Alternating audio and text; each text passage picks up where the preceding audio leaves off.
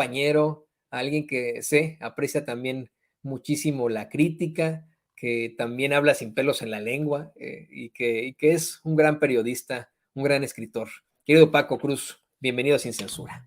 Toño, ¿cómo estás? Buenos días de fin de semana. Mira, y sí, tienes razón, yo aprecio mucho la crítica, pero mira, crítica como esa, cuando viene con rostro, con nombre, con apellido. Fíjate, cuando yo era jovencito, me recomendaban usar un seudónimo, y cuando empecé con los libros, más todavía, yo digo, no, espérate, estoy dando la cara. Allí estoy, ese soy yo, que la gente sepa que existo, que soy alguien. No, esa crítica es bienvenida. El problema es cuando son anónimos y mira, cuando, por ejemplo, dicen palabras que yo puedo decir con mis amigos, que son del tamaño del mundo, tú sabes, no, yo ahí lo corto completamente, pero por ejemplo, si alguien me critica muy duro, incluso con groserías, pero lo hace en una forma que se esforzó, que parece, no elegante, pero que lo hace bien, concreto, muy cuerdo, no, pues eso se respeta. Claro. El problema es cuando usan las palabras que yo uso con mis amigos en la cantina, en el clachique del pulque, pues ahí sí yo le corto, man. Sí, o sea, no tengo ningún problema con las palabras duras, a veces las usamos, hay ocasiones que son necesarias, porque son parte del lenguaje cotidiano, ¿no, Toño? Son parte de la forma de hablar, pero hay ocasiones en que, mira, hay una crítica y desde la palabra, desde la primera palabra, en hijo de tu, no sé, por tal, por cual, no, yo ahí lo corto, ¿eh? Ahí lo corto, yo soy muy determinante en eso, pero yo tengo críticas que, mira, que me ofenden, que casi me mientan la madre, pero lo hacen muy elegante, y yo digo, esta persona se esforzó, fue creativa, y no me gusta, pero está bien hecho. Eso se vale. Eso se vale porque a veces yo lo uso, Toño. Eso es lo que yo aprecio también, querido Paco, ¿no? Más bien, incluso cuando hay personas que mienten sobre nosotros, nos difaman, pero si lo hacen con su nombre y su apellido, con su rostro, Ya. eso ya con eso ya le hicimos, ya es un paso adelante, eso es lo más importante, que no exista la cobardía, porque tú lo sabes, tú te has enfrentado a ellos ahora que estás ya metido de lleno a veces en Twitter. Hay una serie de trolls y de bots que se ponen el nombre Juanita 23, 24, 25, ponen la imagen de un pollito y te atacan a la cobarde, ¿no? O sea, sin decir quiénes son, ¿no? Y ahí nos imaginamos ahí pues a una persona sin ningún tipo de escrúpulos y aparte pues sin ningún tipo de valentía, ¿no? Creo que es muy bueno todo esto. ¿A qué voy con esta situación, querido Paco? Antes de que vayamos con tu tema, sí me gustaría que ampliáramos un poco más sobre los seudónimos y las realidades en los medios de comunicación. Yo le quiero comentar al público consentidor de Sin Censura que en los medios de comunicación utilizan un recurso muy básico y cobarde, como el que menciona el queridísimo Paco Cruz. Un punto número 1 es el seudónimo y punto número 2, firmar como la redacción. El seudónimo pues no le sirve a nadie, es el cobarde, ¿no? ¿De qué sirve tener un seudónimo si no vas a poder sustentar tus dichos? Con un seudónimo uno puede decir lo que sea. Aquí en Sin Censura hablamos con rostro, con nombre y apellido, con nombre y apellido, lo tiene usted con Paco. Y el de la redacción, ese recurso terrible, cuando publican una nota a nombre de Proceso, querido Paco, de Reforma, del Universal, y que firman con la redacción, como si verdaderamente llegaran ahí los jefes de información con los redactores y redactores, y firman, a ver tú, escribe la R, tú escribe la E, tú, ¿qué opinas de esto, querido Paco? No, mira, Toño, yo he sido muy abierto, yo les he platicado cuando yo nunca tuve problemas con mi padre, de veras, nunca, yo fui un hijo muy consentido. Mi padre, yo les he platicado, fue un policía paramilitar con todo lo que significa en los 60 y en los 70, ¿sí? Del cuerpo de policía de la Ciudad de México, era uno de los 4 comandantes, había en esa época 4, y yo les he dicho, mi padre era, pues yo no tengo problema en platicar sobre él, sí, hay conferencias, fíjate, a las que voy, y me preguntan, y yo les digo, no, yo sé lo que hizo mi padre, lo conozco, yo lo puedo cuestionar desde el punto de vista profesional. Era un hombre de ultraderecha, un hombre conservador, formado en la Escuela Libre de Derecho, pero pero como padre, yo adoro a mi papá, fíjate, yo lo adoro, es mi mega héroe, porque conmigo se portó como padre, va, y siempre, él nunca quiso que, fíjate, que yo fuera como él, y cuando yo le dije que quería ser periodista, se enojó, pataleó, mira, un hombrezote de 1,85 que medía mi padre, yo le tenía miedo en ese día, yo nunca le tuve miedo a pesar de lo grandote que estaba, yo soy chaparrito, yo mido 1,70, 1,69, le tenía miedo y entonces discutimos, peleamos, él conocía a muchos de los periodistas viejos en Ciudad de México, sabía cómo eran corruptos y me decía, mira, es que todo el periodismo es corrupto, pero luego ya finalmente se convenció de que no me iba a convencer, él quería que yo fuera locutor, porque hubo una época que administraba dos estaciones, dos empresas de cadenas de radio, y quería que fuera locutor, entonces finalmente se convenció que ya sabes cómo son los hijos, Toño, se amachan y se amachan, y montados en el macho dicen voy a ser periodista, Sí. entonces me dijo algo muy claro, ni te quiero ver con fulano, ni con mengano, ni perengano. Y no quiero nunca ver que firmas como un seudónimo, como lo hace Mataril, y yo me acuerdo del ejemplo que me daba. No quiero ver que firmes con seudónimo. Si vas a hacer algo, lo vas a hacer con tu nombre y con tus dos apellidos para que la gente sepa a quién le tiene que reclamar, a quién es el responsable de eso que se publica, y Claro. vas a dar la cara. Y yo, mira, le agradezco eso a mi padre porque yo como periodista, desde con mis libros, sobre todo que son muy duros, como corresponsal extranjero, pues no tenía problema porque pues reportas lo que pasa en otro país, fui corresponsal extranjero como en 4 países, y siempre dar la cara, siempre decir, yo lo escribo, yo suscribo y sustento eso. Y eso lo aprendí de mi padre, con todos los asegúnes que yo le pueda poner en su vida profesional. Entonces, cuando yo leo críticas sobre mí, no tengo problema, Toño, pero que sea, si va a ser, te digo, con un lenguaje que yo hablo con mis amigos en la cantina, en eso soy intolerante, lo corto porque además viene, como tú dices, sí, Pollito 324R, Juanito Melodías, eso yo soy intolerante, pero si viene con una persona que tiene rostro, que tiene nombre y apellidos, y me critica muy duro, incluso con groserías, pero lo sustenta, no, hombre, yo lo respeto. Yo lo respeto porque digo, se esforzó y me está dando argumentos, aunque no sean válidos, aunque lo que sea, pero lo intentó, lo intentó. Y creo que si en la medida que todos demos la cara y que critiquemos y que hablemos fuerte, pues este país va a mejorar, Toño. Pero si nos escondemos atrás del anonimato, ya sabemos o que son bots o que son personas pagadas por quién, pues por los rivales, por los enemigos, por O quien que son sea, Toño. cobardes. Entonces, También o son existe, cobardes, también ya, existe absoluto, otra Toño. parte, hay gente que no pertenece a una granja de bots, que no le gusta lo que decimos aquí en Sin Censura y que tan fácil pone ahí Pedrito 2789 y pinche Toño, eres un pendejo, y no sé qué, no, pues sí, ese es pero es cobarde porque nunca da su nombre y su apellido. Yo qué bueno que puedas atesorar eso de tu papá. También mi mamá, si yo hacía yo era un muchacho medio travesón, si hacía alguna travesura por ahí, me exigía que fuera a ofrecer disculpas con mi nombre, con mi cara, ahí nada de mandar canastas o cartas, ¿no? Pero pues ahí está.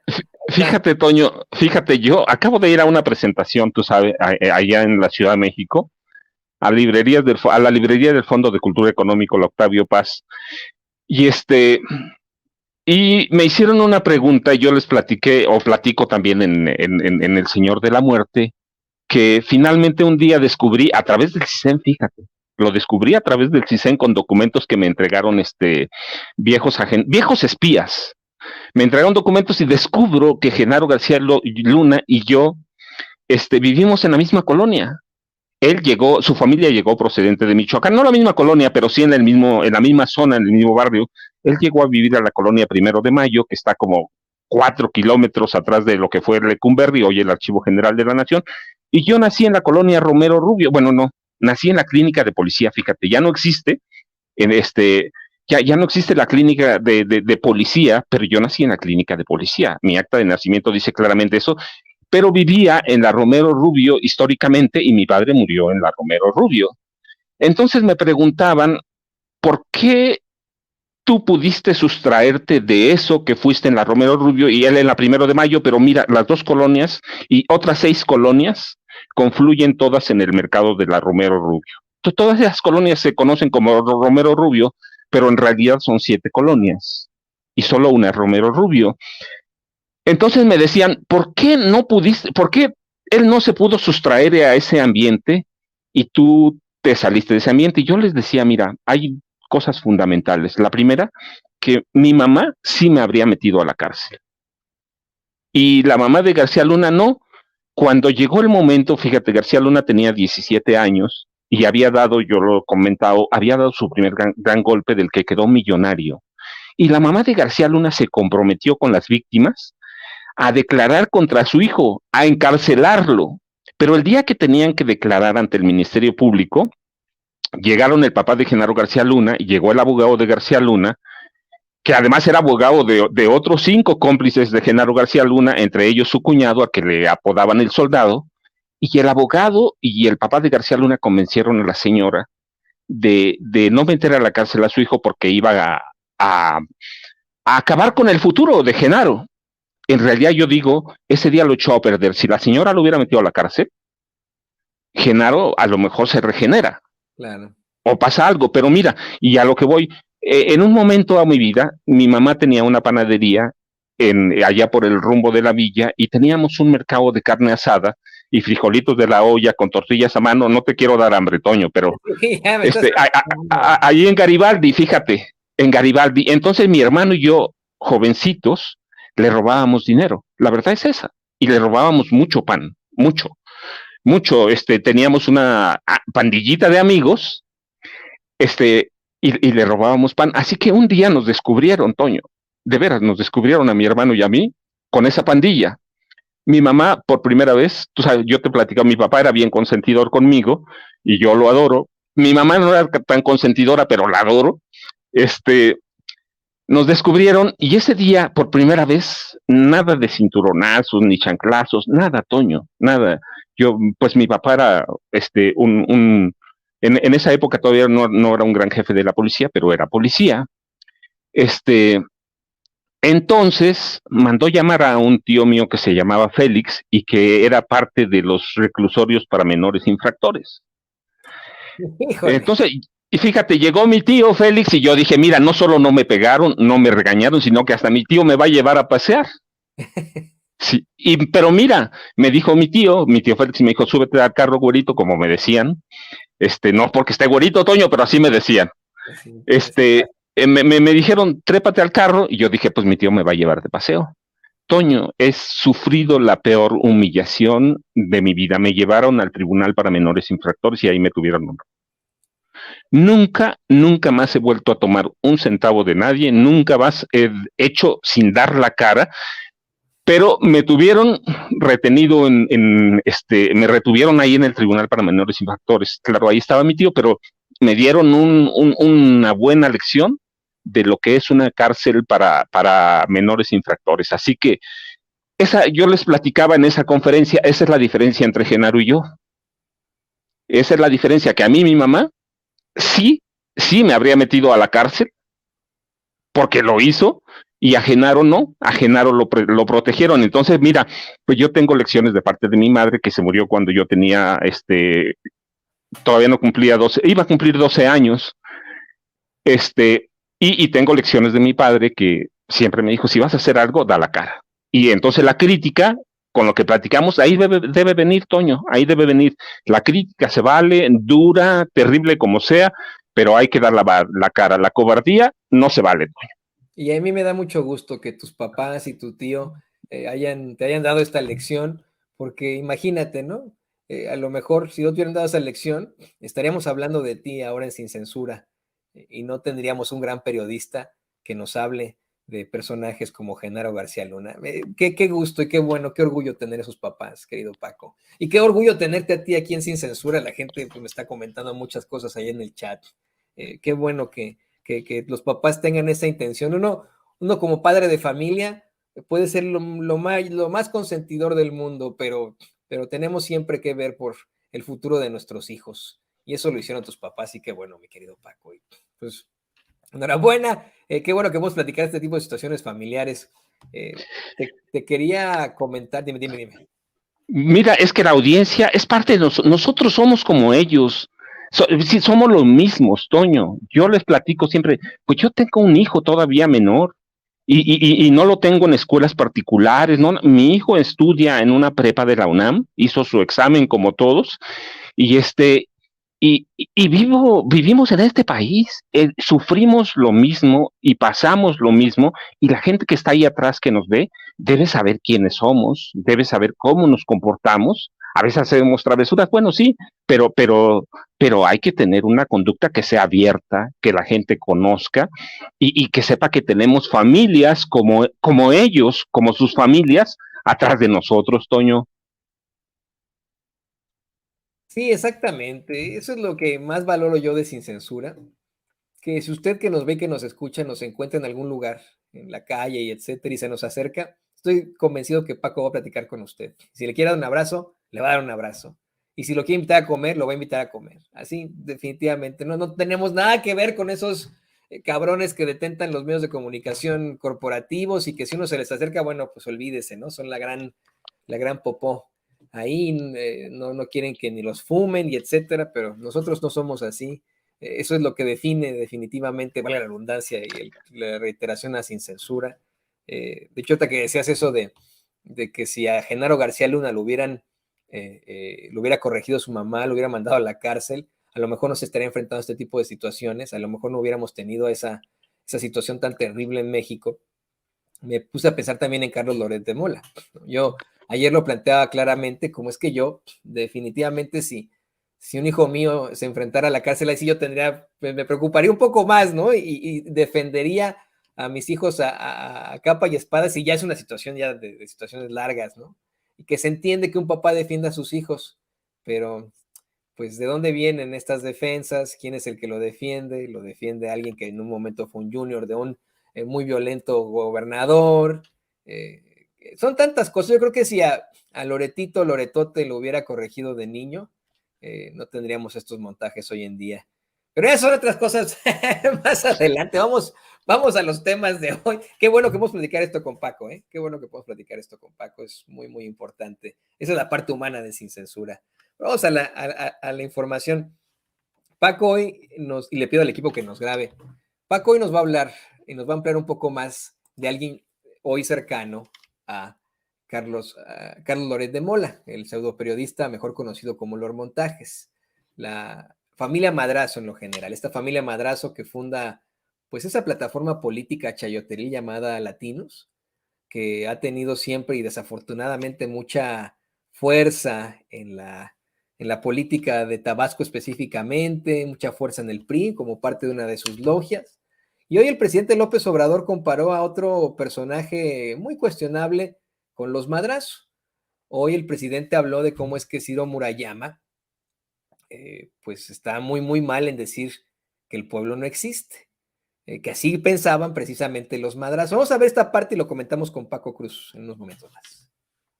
Ayer vimos, ¿no?, cómo su asesor principal, otro consejero, puso un tuit diciendo de que el pueblo no existe. Por cierto, ¿no encontraste la frase o el discurso de Madrazo? Es que es exactamente eso. Madrazo cuestionaba, Madrazo el grande, el que estuvo preso porque lo acusaron en aquel entonces de que traficaba con las visas de trabajo de los llamados braceros. Y la verdad que le fabricaron el delito, era diputado, porque venía la elección presidencial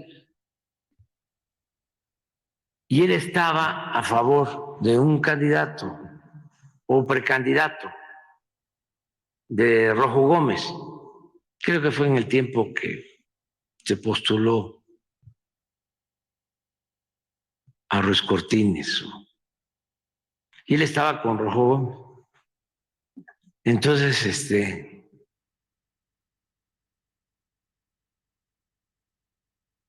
o Alemán o Ruiz Cortines, no recuerdo. Pero bueno, los historiadores ahora me van a ayudar. Pero fíjate, ¿no? Familias así, los Ruiz Cortines, los Alemán, los Madrazo, los Loret de Mola, estas familias que desafortunadamente han dominado México durante tanto tiempo y de cuyos juniors hoy padecemos los mexicanos. ¿Qué opinas? ¿Qué opinas de todo esto, querido Paco? Fíjate, Toño, cómo son las cosas anoche. Por razones del nuevo libro que ya te lo he platicado mucho, pero no, que sí estoy metido en eso. Estaba leyendo este libro que se llama así, mira, Carlos A. Madrazo. Sí, lo tengo que leer, pero es uno de mis personajes favoritos, Carlos Madrazo, Carlos Alberto Madrazo Becerra. Por cierto, padre, tú ya tienes razón, de Roberto Madrazo Pintado, y que no hay nada que nos heredó un hijo verdaderamente malvado y ruin. Pero bueno, mira, me gusta el tema porque Carlos Alberto Madrazo Becerra, yo digo que fue el último intento verdadero y real por reformar al PRI.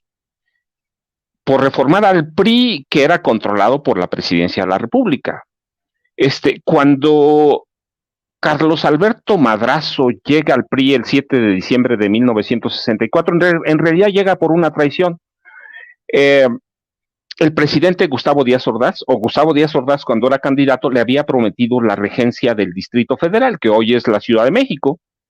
Le había prometido la regencia, porque además Carlos Alberto Madrazo fue uno de los hombres, de los gobernadores que lo destapó en su momento y que lo apoyó y que le dio todo. Claro, él iba a ser candidato de cualquier forma porque tenía un acuerdo con su amigo, tenían una hermandad desde el Senado, Adolfo López Mateos. Juntos llegaron en los 40 al Senado y era un grupo de 4 senadores, y el primero que llegó fue el presidente López Mateos y jaló a todos. Entonces iba a ser candidato, pero finalmente Madrazo Becerra se abre, lo arropa, lo apoya, lo destapa. Fíjate, él es el primero que lo destapa, y Gustavo Díaz Ordaz se comprometió a darle, no se comprometió, le prometió la regencia, pero Miguel Alemán Valdés, y ahí viene, mira lo que el presidente tenía razón, Miguel Alemán Valdés, que había sido presidente, habla con Díaz Ordaz y dice, no, mira, a ese tipo no lo queremos. Miguel Alemán Valdés tenía muchos negocios sucios en la ciudad, en el Distrito Federal. Hoy es Ciudad de México, antes era Distrito Federal. Tenía negocios sucios, tenía negocios cuestionables, y él sabía que si Carlos Alberto Madrazo Becerra llegaba al gobierno del Distrito Federal, pues muchos de esos negocios se iban a acabar. Así que finalmente Miguel Alemán convence a Díaz Ordaz, y Díaz Ordaz habla con Madrazo y le dice, ¿sabes qué? No vas a poder llegar al gobierno del Distrito Federal, a la regencia que se llamaba entonces, a la regencia que era una especie de puesto en el gabinete, pero era una gubernatura por dedazo, la capital del país. Entonces lo manda al PRI. Finalmente lo manda al PRI, Becerra lo duda y le pide 48 horas para consultarlo con su esposa, con algunos de sus allegados, y lo convencen. Le dicen, ¿le vas a decir que no al presidente de la República? Pues era muerte política, ¿verdad? Así que acepta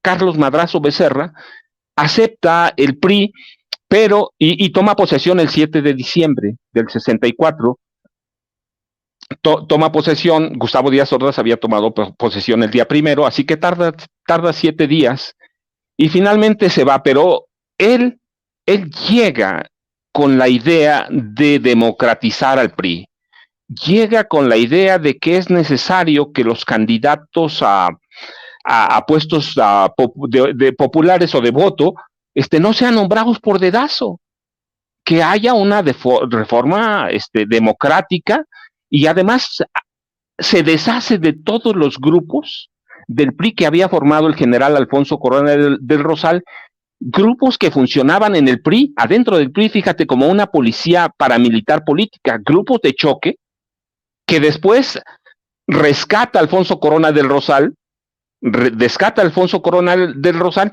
y dan forma a los grupos paramilitares que reprimen, torturan, desaparecen y ejecutan, asesinan a estudiantes, maestros, líderes sociales, activistas, opositores al régimen, ¿no? Que se veían como enemigos de Díaz Ordaz. Intenta Madrazo Becerra crear elecciones primarias abiertas y una comisión de honor y justicia que funcionara alterna al Comité Ejecutivo Nacional del PRI y a todos los órganos priistas.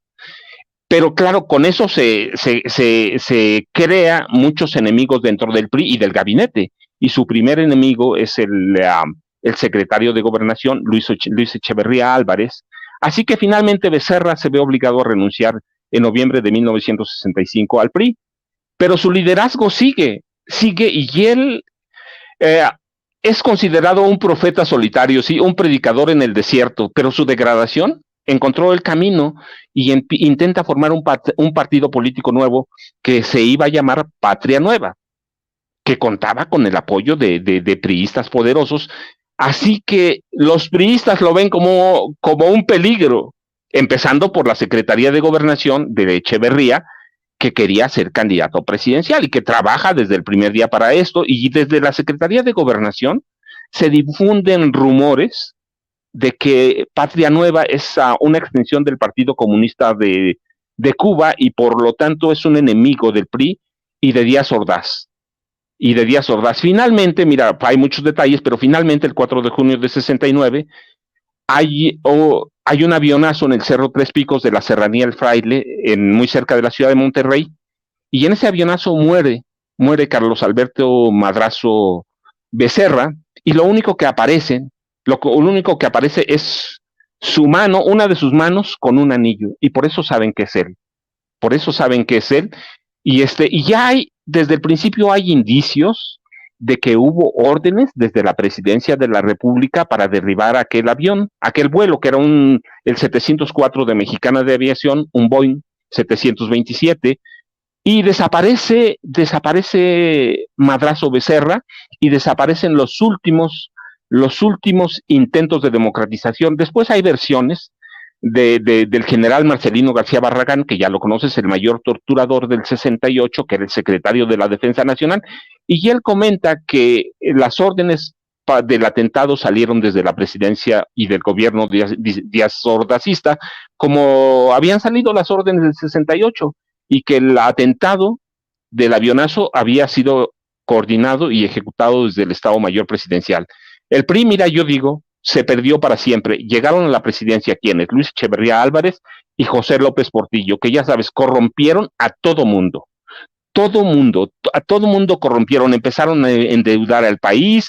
La familia López Portillo terminó brutalmente enriquecida. Ellos son los inventores del huachicoleo. El hijo de López Portillo manejaba los mercados negros en Rotterdam, fíjate, lo respetaban por eso. Y luego llega Miguel de la Madrid, ya sabes, que nos intentó convencer de que la corrupción éramos todos, decía, la corrupción somos todos. No, espérate. Pero eso nos intentaron convencer y mandó a todos los ladrones que no le gustaban, los mandó al PRI. No los quería en su gabinete. Pues en el gabinete tenía otros ladrones. Y a partir de 1988, Carlos Salinas de Gortari, ya sabes, no solo corrompió al PRI, sino que para validar el mal llamado fraude patriótico electoral del 88, que lo impuso en la presidencia, también corrompió al PAN. Y solo a través de la corrupción política pudieron llegar a la presidencia Vicente Fox Quesada y Felipe Calderón Hinojosa, que ya sabes, después se imponen un narcoestado con Genaro García Luna, y después llega después llega Enrique Peña Nieto a la presidencia, y ya sabes, ese gobierno es un desastre, corruptor desde la raíz, se corrompe todo, se echa a perder, y hoy el PRI y el PAN, mira, con personajes infames como Alejandro Moreno Cárdenas, Alito, Marco Cortés Mendoza, se hunden en el mar de la corrupción y del desprestigio, sí, una corrupción cínica y perversa que amenaza con enterrar de una vez y para siempre al Partido Revolucionario Institucional. Mira, desde entonces yo digo que hay algunas máximas en el PRI, sí, al gobierno se llega a través de los rumores. Al gobierno no se le ataca de frente. Y así lo hacen ahora, se ataca por atrás. Y si el presidente es priista, la mejor forma de deshacerse de los enemigos es hablándole al oído al presidente. Esa es la mejor táctica. Así que eso es lo que nos heredó Díaz Ordaz con el atentado que le costó la vida a Madrazo Becerra, el papá de este Madrazo, que tú tienes razón, pues es el hombre fuerte, el de los dineros de Latinos. Así que esa es la historia, Toño, y si no la conocemos, mira, pues lo vamos a repetir. Hoy Madrazo está tratando de posicionarse como empresario periodístico, ¿no, Toño? Porque no pudo en la política, a ver qué pasa con eso.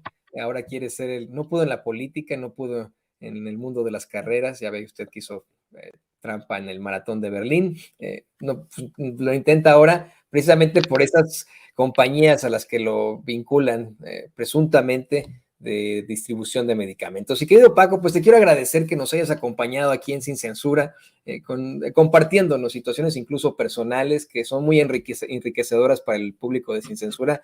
No dejan de mandarte mensajes. ¿Por qué no nos compartes también tus redes sociales para que la gente se ponga en contacto contigo, para que la gente te mande esos mensajes directamente a ti? Toño, ya sabes, yo te agradezco mucho. Hay que pasar un buen fin de semana. @Paco Cruz Jiménez en Twitter, Francisco Cruz Jiménez en Facebook. Y ahí estamos, Toño. Hay que pasar un buen fin de semana, que tengo mucho trabajo, tú también, pero es fin de semana. Es fin de semana y el cuerpo lo sabe, como decimos aquí en Sin Censura. Te mando un abrazo y espero muy, muy pronto poder compartir contigo y con tu familia allá en el Estado de México. El queridísimo Paco Cruz, periodista y escritor aquí en Sin Censura.